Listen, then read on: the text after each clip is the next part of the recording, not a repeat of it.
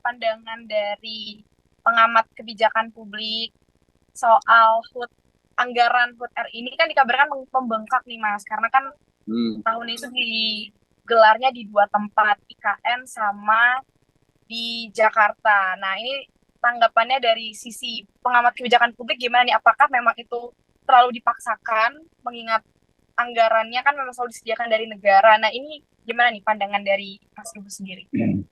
Iya, kalau dari sisi kebijakan publik, pelaksanaan upacara 17 Agustus itu harusnya di satu tempat saja, Mbak. Jangan di dua tempat. Maksud saya, kita pilih aja misalnya Jakarta saja, yang memang infrastrukturnya sudah memadai.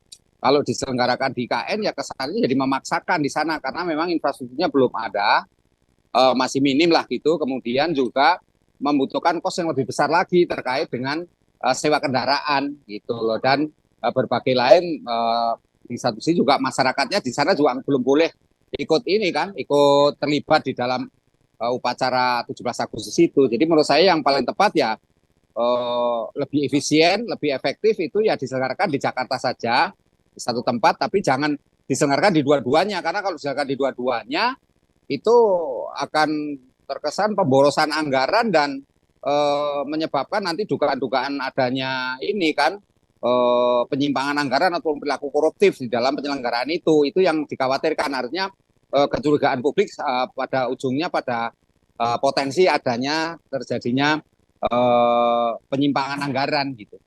Jadi menurut saya yang paling efektif adalah penyelenggaraannya di satu tempat saja. Tapi kalau yang kedua kalau memang dipaksakan di dua tempat ya ujungnya ini anggarannya terus membengkak gitu. Sementara selama ini kan tidak ada perencanaan yang matang terkait dengan upacara di dua tempat ini terkait dengan anggaran maupun berbagai infrastruktur yang dibutuhkan termasuk juga tamu undangan dan pelayanannya ini kan juga hal yang sangat sangat krusial ya karena bagaimanapun juga tidak mungkin kita mengundang taruhlah misalnya duta besar atau utusan-utusan negara asing yang memang ada di Jakarta kemudian untuk dia dipindahkan ataupun untuk mengikuti upacara di IKN gitu sehingga menurut saya lebih baik penyelenggaraannya tetap di Jakarta yang memang fasilitasnya sudah infrastrukturnya sudah memadai sehingga tidak perlu repot-repot pemerintah itu menyewa kendaraan ataupun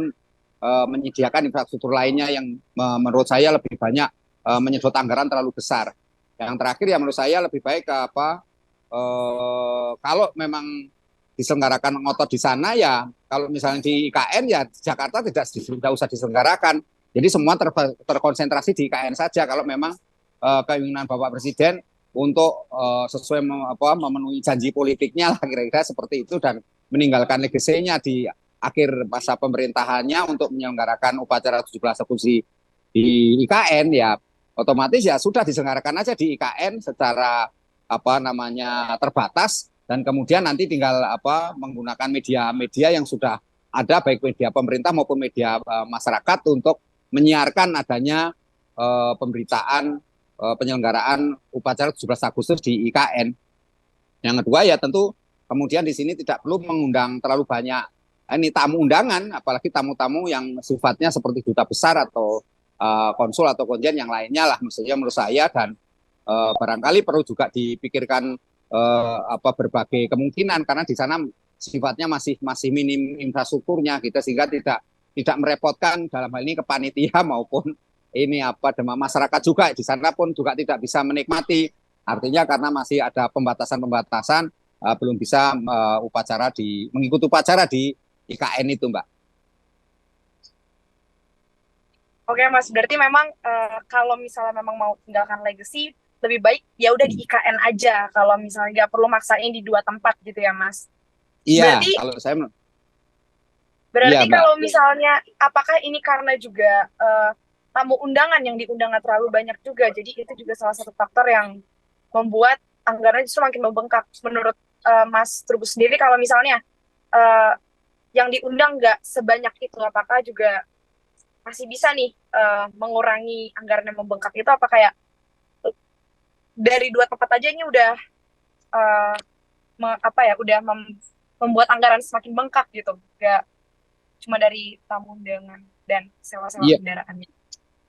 iya menurut saya apa namanya kalau diselenggarakan tetap dua tempat, tetap aja anggarannya membengkak, Mbak. Apapun alasannya, meskipun nanti misalnya tamunya atau tamu undangannya misalnya dibatasi gitu saja.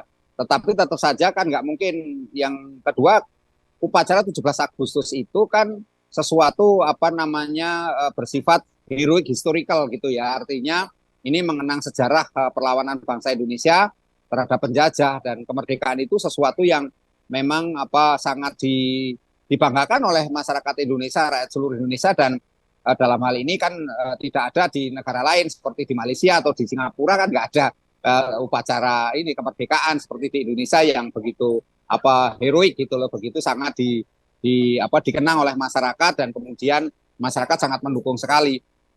Nah, yang kedua yang menurut saya di sini memang apa pemerintah mau nggak mau jangan memaksakan gitu loh. Artinya kalau mau diselenggarakan dua tempat pun menurut saya tetap anggarannya besar sekali, lebih baik tetap di satu tempat saja. Kalau memaksakan di dua tempat ya otomatis di samping harus menyediakan dua, paling dia kan ada dua panitia yang ada di IKN dan panitia yang ada di Jakarta kan gitu. Ini kan juga melakukan koordinasi, melakukan apa berbagai persiapannya juga cukup ini gitu, cukup apa membutuhkan waktu lah gitu ya, dimana kemudian koordinasi antara yang di IKN dengan yang di Jakarta juga membutuhkan proses waktu, sehingga menurut saya lebih baik ini apa penyelenggaraannya di satu tempat saja gitu. Tapi kalau yang ketiga karena memang Bapak Presiden mengendaki sesuai dengan janji politiknya ada di KN, ya diselenggarakan aja di KN, tetapi dengan pembatasan-pembatasan itu, artinya pembatasan yang hadir dan tamunya mungkin sedikit saja, jadi secara simbolis saja di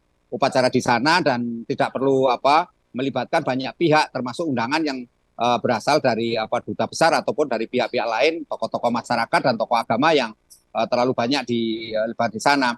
Yang belakang ketiga menurut saya belakangan ini kan isu-isu terkait dengan apa penyelenggaraan upacara yang kemudian terpaksa harus menyewa kendaraan misalnya, entah itu kendaraannya Alphard yang awalnya kemudian akan dirubah menjadi bis misalnya, kan juga menurut saya juga akan menimbulkan ini apa namanya kesimpang siuran, dan publik nanti akan mencurigai tetap di situ ada unsur pembengkakan anggaran. Menurut saya itu, Mbak. Oke, oke, siap Mas. Berarti saya mau singgung dikit, kan ini kabarnya juga influencer juga banyak yang mau diundang ke IKN. Berarti sebenarnya Ya. kayak mengundang influencer itu juga sebenarnya seharusnya tidak diperlukan, Mas, kalau memang infrastrukturnya masih terbatas, itu kan juga pasti menambah tamu undangan dan lain-lain. Iya, kalau saya menurut saya seperti influencer ataupun relawan-relawan juga tidak perlu diundang ke sana gitu loh, Mbak. Jadi dalam hal ini cukup yang diundang itu adalah apa presiden dalam kabinet gitu, dan apa ketua atau kepala-kepala lembaga negara, dan apa untuk duta besar nggak usah, duta besar mending di Jakarta saja gitu ya. Jadi mungkin cukup kepala-kepala negara, kepala-kepala lembaga maupun daya kepala lembaga dan menteri kementerian aja Mbak yang diundang gitu, terbatas saja. Kemudian juga untuk kepala-kepala daerah, misalnya dalam ini istilahnya gubernur gitu ya, gubernur itu juga dibatasi saja Mbak gitu. Jadi gubernur dibatasi saja di sana. Kemudian untuk bupati wali kota ya cukup kalau mau hadir ya di Jakarta saja gitu. Jadi menurut saya apa tidak perlu apa mengundang banyak orang sehingga akan merepotkan dari sisi anggaran maupun merepotkan dari sisi penyelenggaraannya sendiri. Yang terakhir kan juga masyarakat di sekitar juga sementara ini kan belum boleh juga kan ikut upacara di IKN. Karena itu menurut saya lebih baik ini juga upacaranya sifatnya simbolis saja, kemudian disiarkan secara media elektronik maupun media massa untuk apa menyiarkan adanya penyelenggaraan upacara 17 Agustus di IKN. Menurut saya itu, Mbak. Menjunjung tinggi prinsip jurnalisme dalam setiap tayangan terbaiknya. Menghadirkan berita bernilai sebagai referensi. Gelar bicara yang tajam. Tidak, ini kan kebohongan dong. Mengupas fakta demi fakta dan mendorong pencarian solusi. Serta investigasi yang mengungkap kebenaran. Rosi, Satu Meja, The Forum, Sapa Indonesia Malam. Nilu, ikuti semuanya bersama Kompas TV.